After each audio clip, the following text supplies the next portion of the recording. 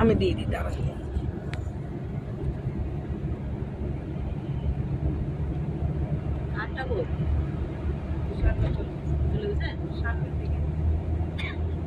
এই ওইখানে কিন্তু 60-এ রাখবা গাড়ি।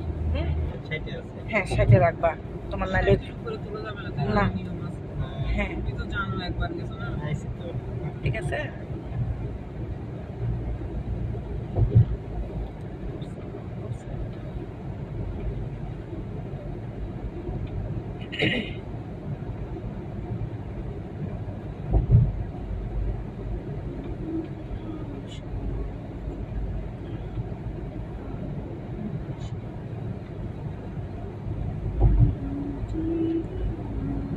টানেলের নিচে মাধ্যাকর্ষণ চাপ থাকে, গাড়ি উঠতে চায় না গাড়ি। হ্যাঁ বন্ধুরা, আপনারা সবাই কেমন আছেন? আমরা আসলে আজকে যেটা না বললে হয় না, আমরা টানেলে চলে আসছি সরাসরি। আপনাদেরকে একটু আমরা দেখাতে চাই।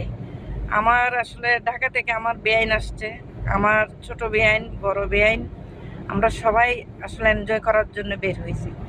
তো আপনারা তো সবাই নিশ্চয়ই ভালো আছেন।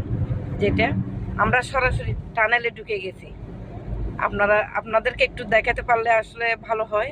যেটা বাংলাদেশ আর কি, বাংলাদেশের মধ্যেও হয়তো আমরা প্রথম টানেল উপভোগ করতেছি, যেটা কর্ণফুলী টানেল বলে। কাফকো হাউজিং এর পাশে আপনারা সবাই আসবেন সব সময়।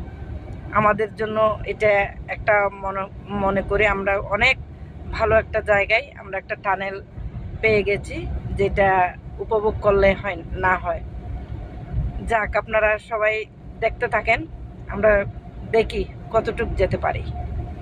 টানেল পার হয়ে আমরা পার্কে শেষ করলাম, এখন টানেল পার হয়ে আমরা যাব পতেঙ্গা সি বিচে।